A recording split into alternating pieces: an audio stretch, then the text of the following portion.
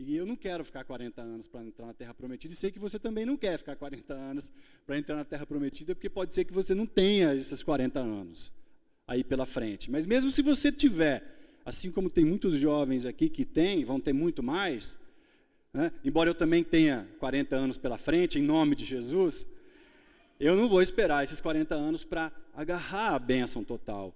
E o Espírito Santo está trazendo essa mensagem para que a gente se atente a isso e também não fiquemos esses 40 anos esperando. Então, a parábola do filho pródigo é a restauração da paternidade. É isso que vai acontecer com você hoje, amém? Olha só, no versículo 17, esse filho que sai, que pega a herança e sai para gastar, ele representa essa pessoa que já conhecia o Senhor, que às vezes até está na igreja, caminha com Cristo, mas de repente erra, começa a voltar a uma vida de pecado, e aí em algum momento cai a ficha e essa pessoa volta. E aqui tem a figura do pai dele representando a figura de Deus, de como é que ele acolhe aqueles que voltam. Mas pode ser que você esteja voltando, né, de um passeio lá fora, ou como os jovens, muitos que são nascidos na igreja, são filhos de pais, né, já evangélicos, chega uma determinada idade, eles dá linha na pipa, porque vai adquirindo idade, né, chegou nos 18 anos, tirou carta, acabou, né, aí dá linha mesmo, não vem mais não se envolve mais com a palavra, não quer mais saber. Mas pode ser que essa pessoa se arrepende e volte, e você pode estar nessa condição hoje. Mas olha só, o filho pródigo número 1, no versículo 17, fala assim, caindo em si, ele disse, né? Caindo em si. Mas será que ele realmente caiu em si? Porque olha a sequência no 18 e no 19. Olha como que ele se coloca. Olha como que ele se coloca. Ele fala assim, eu me porei a caminho e voltarei para o meu pai e lhe direi, Pai, pequei contra o céu e contra ti. Não sou mais digno de ser chamado teu filho. Trata-me como um dos teus empregados. Ele ainda não tinha resolvido emocionalmente. Ele estava com o desejo, mas ele ainda estava com a cabeça assim, eu vou voltar lá, mas eu quero ser empregado lá, porque eu vou estar numa condição melhor do que eu estava. Porque a Bíblia fala que ele foi cuidar de porcos. Aliás, para os judeus, cuidar de porco é a coisa mais horripilante que tem para eles, porque o porco eles tratam como impuro. Então, cuidar do porco é a pior coisa que tem, é onde ele foi parar, esse rapaz. E aí ele cai em si e volta. Mas ele ainda volta com a mente dele, ainda condicionada de querer ser um empregado, de querer ser um escravo, de não querer ser mais o filho. Ele até fala, né, aqui ele está pensando, ele ainda não fala, ele está pensando o que é que ele vai falar para o filho, para o pai dele, a mente toda calculista, né? Eu vou chegar lá, eu vou falar para ele, eu pequei contra o Senhor, mas eu não preciso mais ser teu filho. Então pode ser que você esteja dentro da igreja e ainda não tomou posse como filho de tudo aquilo que Deus tem para você. E Deus, Ele já começou um trabalho na sua vida. Ele já começou um trabalho de restauração. E hoje, a promessa dele é de completar esse trabalho de restauração e de te adotar como um filho legítimo. Porque a Bíblia fala que Cristo é o nosso irmão mais velho. Nós todos somos irmãos. E Ele é o nosso irmão mais velho. Então, se você confessa Cristo, você é irmão dele. E, portanto, Deus é o seu pai, é o meu pai. E aí, ele está ali, mas será que ele tinha se arrependido? Será que ele tinha caído em si mesmo? Porque ele estava com esse pensamento. Por ele se via como escravo, né?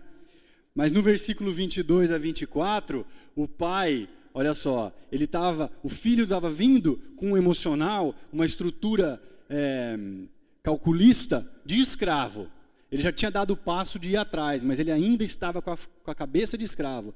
E quando ele chega, antes dele aparecer próximo da fazenda, imagino que era uma fazenda, o pai vê ele, o pai se adianta a ele, e antes dele falar qualquer coisa, o pai fala para ele: depressa, tragam a melhor roupa e vistam nele.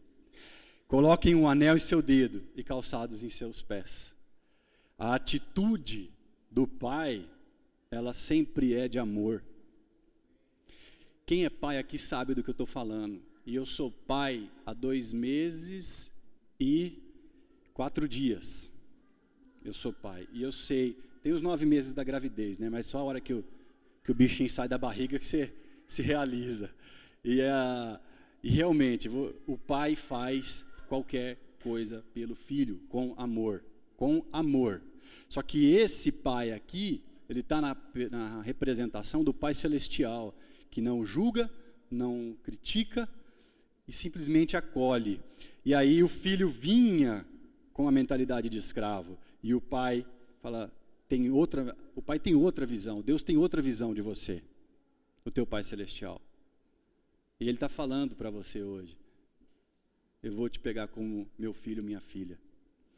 E aí, olha só, o pai restaura a posição dele de filho, porque ele não queria, nem ele estava se achando na condição de ser filho. Pode ser que você esteja achando, não, eu não tenho condição de ser filho, mas para quebrar a maldição da orfandade, essa condição de ser filho, ela não é por aquilo que você faz, por aquilo que eu faço, é simplesmente por aquilo que você é e pelo amor que Deus tem por você e tem por mim, porque esse amor é tão grande, tão incalculável, que quando, lá no começo da minha conversão, eu passei por aquele versículo João 3,16, que fala que Deus deu o seu Filho único, para que todo aquele que nele crê não pereça, mas tenha morte eterna. O dia que eu li aquele versículo a primeira vez na minha vida, para que tenha a vida eterna.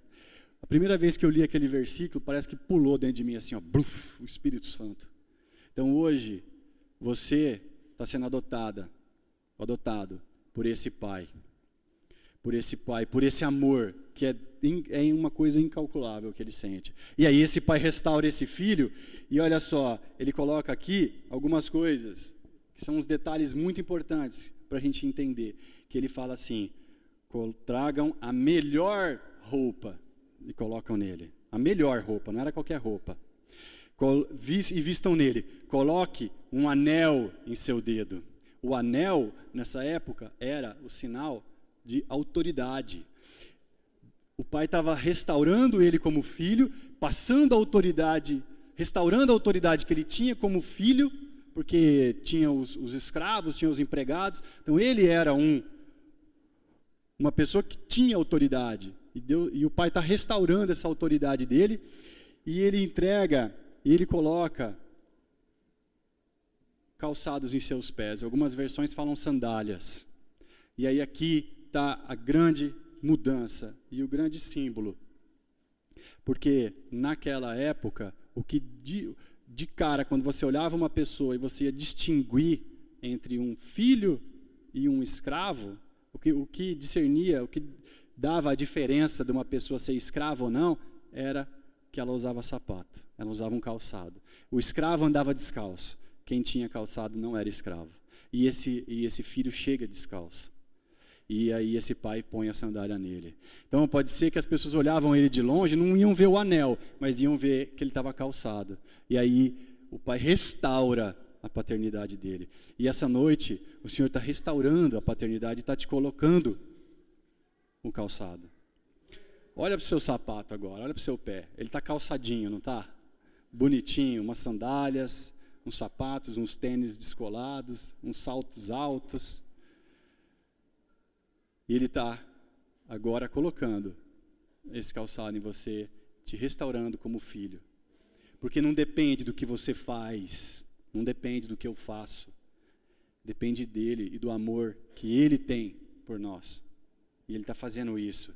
Então, para derrubar os gigantes, primeiro a gente precisa derrubar a maldição da orfandade da igreja.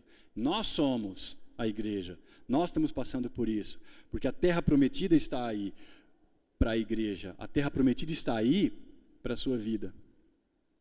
Tudo que você já recebeu de promessa, tudo que você já, durante todos os cultos, o ano tem 52 semanas, Às vezes a gente passa 52 cultos, né, não falta em nenhum, mas você se sente um escravo, vive uma vida derrotada. Você peca e você vive de cabisbaixo. E nessa noite, Jesus está colocando em você a sandália e falando, se você pecar, você tem a mim, tem o meu sangue para te levantar. Então hoje, você levanta a sua cabeça, restaura a sua vida, restaura a sua posição de filho e segue em frente na tua vida.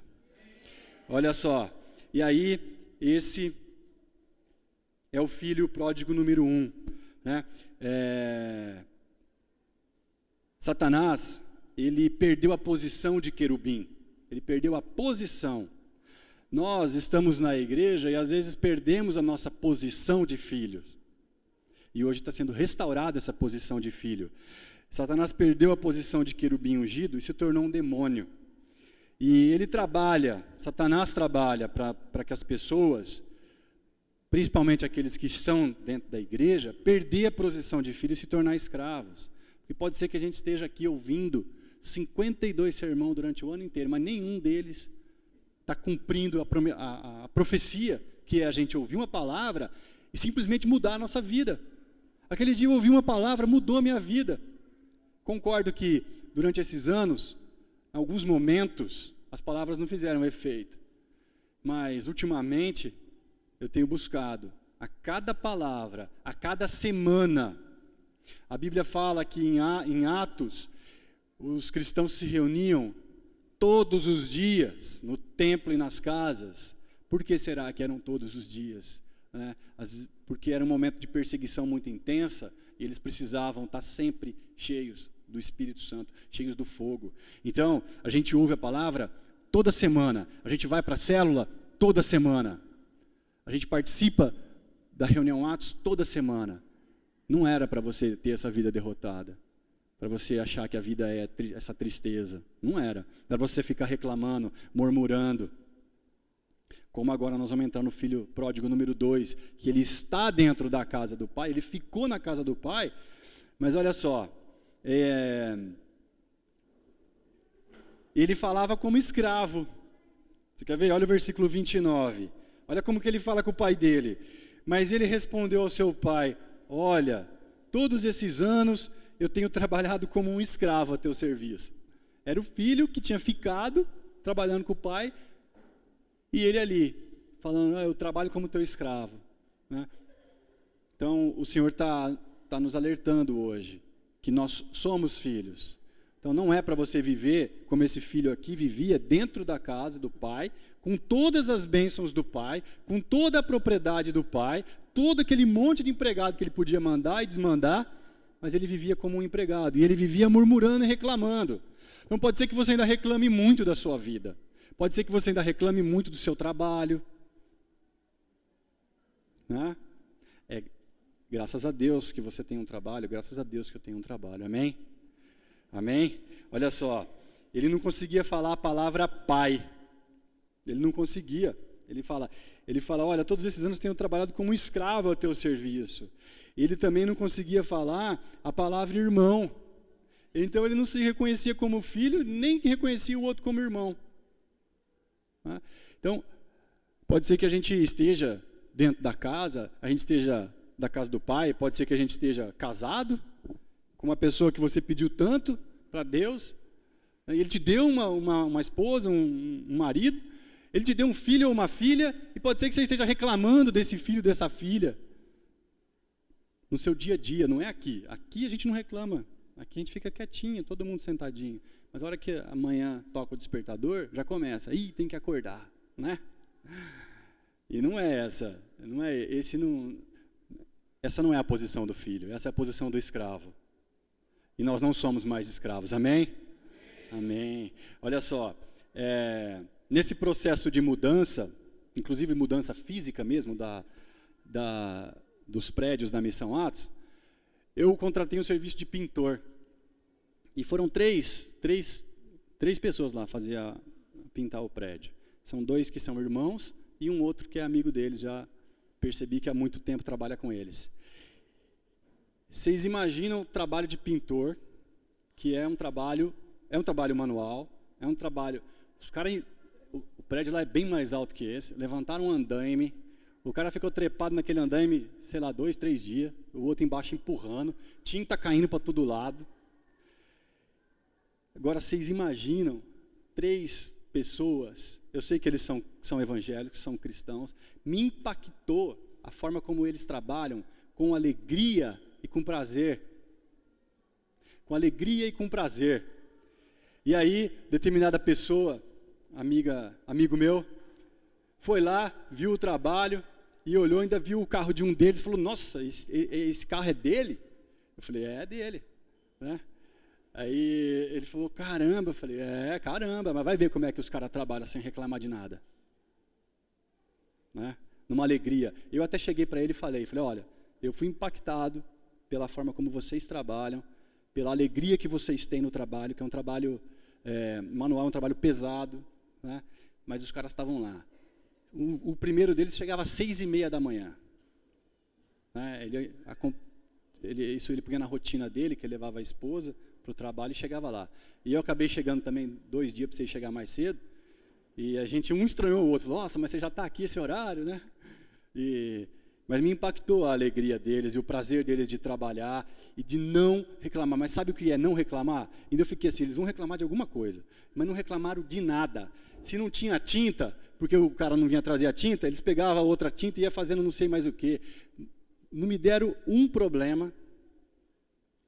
E assim, eu fiquei impactado pela forma desses caras trabalharem. Por outro lado, a gente foi mudar para o escritório novo, lá tem uma escada. E precisava subir com a geladeira. E eu contratei 2 rapazes para ajudar na mudança, né? Carregar a caixa, descer, subir a escada, tal. Agora, vocês imaginam um peão que reclama? O rapaz. Meu Senhor, chegou uma hora que eu falei assim, eu vou estressar com esse cara e vou mandar ele embora. Eu falei, não, vai ser pior, porque depois eu vou pagar ele e vou ter que fazer o resto do serviço, né? Então, deixa ele reclamar, pelo menos ele está fazendo. Mas ele reclamou da hora, primeiro ele chegou atrasado, a gente marcou às 7, ele chegou, era quase 7:30. E aí ele passou até 1h da tarde, que foi o período que ele ficou comigo, reclamando. Fazia, mas reclamava. Como aquilo é indigesto, você está perto de alguém que reclama do que está fazendo. Sabe? Está ali, é óbvio que uma pessoa está desempregada, porque pegou isso como bico, mas, foi ali, ia ganhar o seu dinheiro, o seu dia, né? É a nossa posição de filho. O escravo reclama, o filho não reclama. O escravo murmura, o filho não. Olha só, o escravo ele passa a ser instrumento do inferno. Porque essa pessoa quando chega ou quando começa e abre a boca, ela desmotiva todo mundo que está perto. Né? Então essa noite o Espírito Santo está falando, vocês não vão mais reclamar nem murmurar do trabalho. Amém? Vocês não vão reclamar nem murmurar da escola, da faculdade. Amém? Tem jovens aqui. Porque nós somos filhos. E essa é a maldição que a gente começa a quebrar. O filho pródigo número 2. Né? Porque quem não se sente filho, não se sente herdeiro. Esse filho não se via como herdeiro. O filho pródigo 2, esse mais velho que tinha ficado.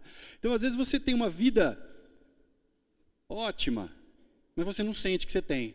Aí você começa a reclamar, né? Começa a reclamar que o cartão de crédito isso, que o cartão de crédito aquilo, né? E aí aquilo começa a virar um bolo dentro da sua casa, você não sabe por quê que teu casamento virou um inferno. Você não sabe por quê, simplesmente porque alguém começou a reclamar. Mas essa noite, o Espírito Santo está trazendo isso à nossa memória, porque a gente está derrubando a maldição da orfandade, porque esses gigantes que vão ser derrubados, e a gente vai ver na próxima mensagem, eles precisam que a gente chegue à maturidade, como filho. E nós transitamos entre o filho pródigo mais novo e o filho pródigo mais velho. Ora, achamos que não temos direito a absolutamente nada, ora, achamos que temos direito a absolutamente tudo e esbanjamos e desperdiçamos, inclusive dinheiro. né? E hoje Deus está restaurando isso, está restaurando a paternidade, está pegando você, está me pegando no colo. Hoje eu peguei minha filha no colo e abracei ela assim, ela fica totalmente nos braços e se entrega. E é isso que Deus faz, é isso que Ele quer fazer com você essa noite. Ele quer te pegar completamente nos braços, quer te pegar e falar: filho, filha, eu sou o seu pai. Eu sou o seu pai. Assume a tua posição de filho, porque eu sou o teu pai e eu vou cuidar de você. Assim como eu cuido da minha filha, e nada eu deixo acontecer com ela, realmente nada, né? Tanto é que eu nem a trouxe ainda para vocês conhecerem ela, né? De tanto zelo. Deus também tem esse zelo com a gente, né? Mas Ele não erra, eu posso estar errando em fazer isso, mas ela vai me perdoar quando ela tiver a idade adulta. E Deus te perdoa também pelos seus erros. Olha só, ele não se sentia herdeiro, porque ele fala, né, no versículo 31, o pai fala assim para o filho mais velho: você está sempre comigo, porque ele reclama, ó, eu estou aqui, faço tudo que o senhor manda, e o senhor nunca me deu nem um cabrito, né? E o cabrito era o mais fraquinho na escala dos bichos para comer lá. O melhor era o novilho e o pior era o cabrito. A mentalidade dele de escravo era tão incrustada que ele ainda fala: o senhor não me deu nem um cabritinho. É como se eu estivesse falando assim: o senhor não me deu nem um colchão duro para eu fazer churrasco, né? Enquanto Deus está ali querendo dar o filé mignon e a picanha para você fazer o churrasco. Ele tinha essa mentalidade, então ele não se sentia herdeiro, não se sentia. Aí, olha só, e ele fala: meu filho, tudo que é meu é teu. Tudo que é meu é teu. E eu queria projetar um versículo.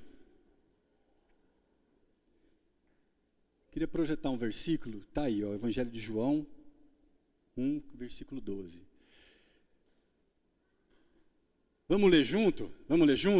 1, 2 e... Contudo, aos que o receberam, aos que creram em seu nome, deu-lhes o direito de se tornarem filhos de Deus.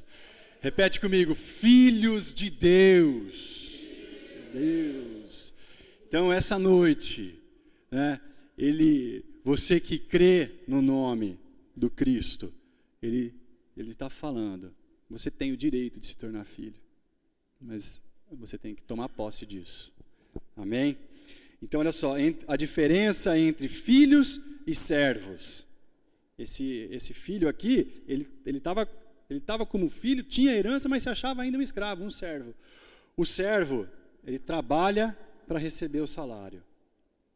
Os filhos, eles cuidam dos negócios do pai. Em Lucas 2, 49, Jesus, com tenra idade, 12 anos, se não me engano, o pai e a mãe dele se perderam dele, chega lá, ele estava lá, discutindo com os rabinos na sinagoga. Aí fala: filho, o que você está fazendo, né?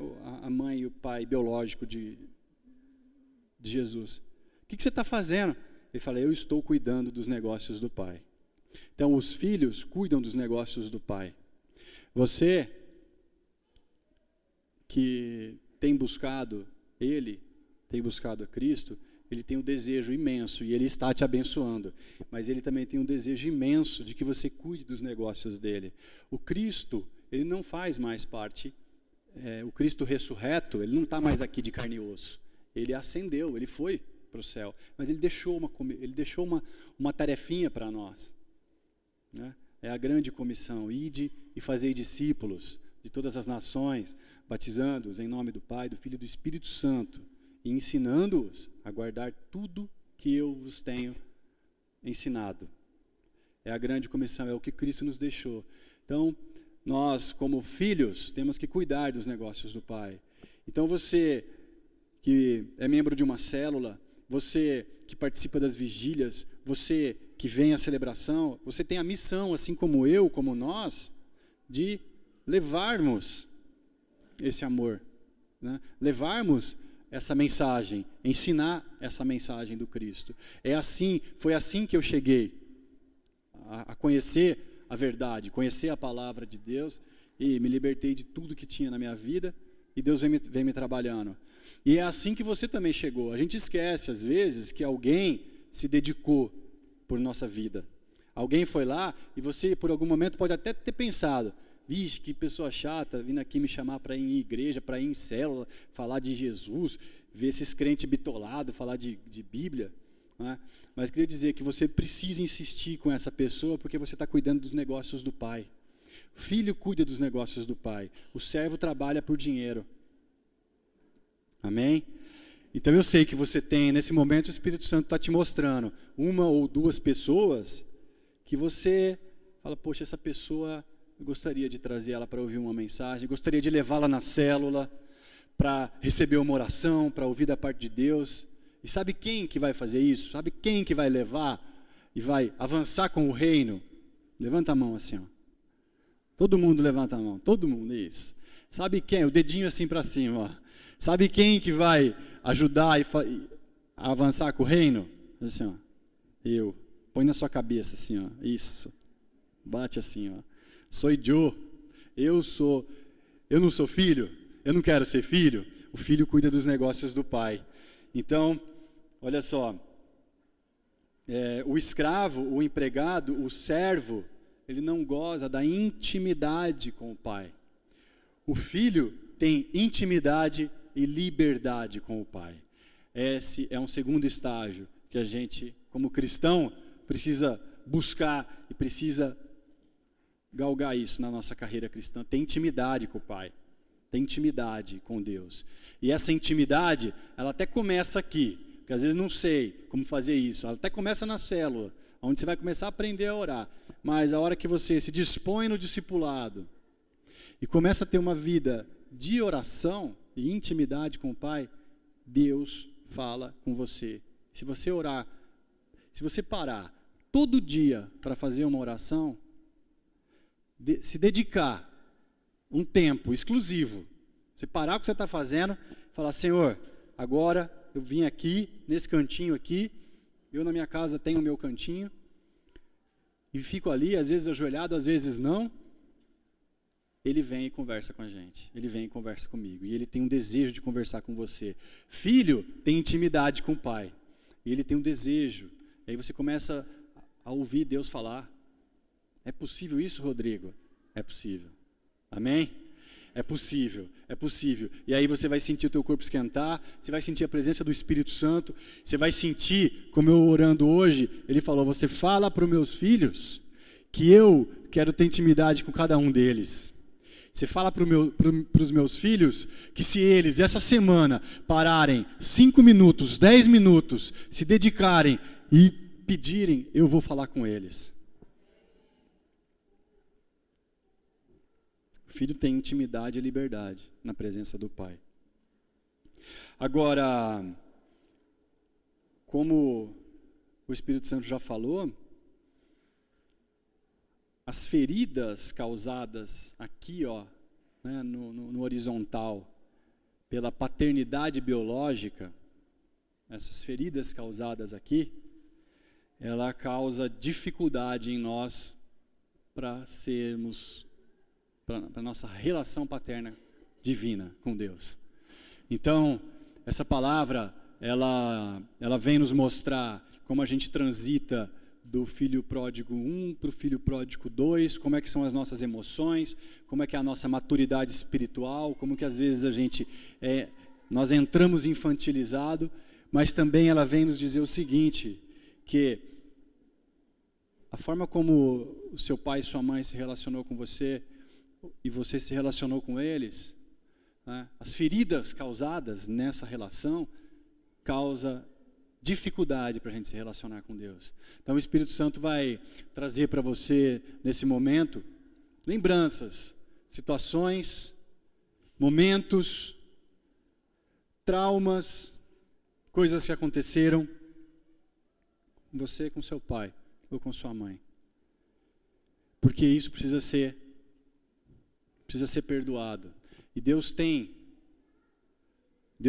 todo o aparato necessário para perdoar você, para perdoar o seu pai, sua mãe, porque se ele fez o que ele fez, eu garanto para você E Deus também está garantindo, o Espírito Santo também está garantindo. Ele não fez porque Ele quis. Senão a gente não entra na paternidade divina, a gente fica enroscado aqui na paternidade biológica. Amém? Nós estamos encerrando o nosso culto. Eu queria pedir para vocês ficarem de pé. Queria pedir ao louvor vir aqui. Nós vamos fazer o nosso apelo. Porque esse filho, ele estava, no termo usado aqui, o filho pródigo, no termo usado no evangeliquez, ele estava desviado. Mas a Bíblia fala, no versículo 32, que ele estava morto. Ele fala assim,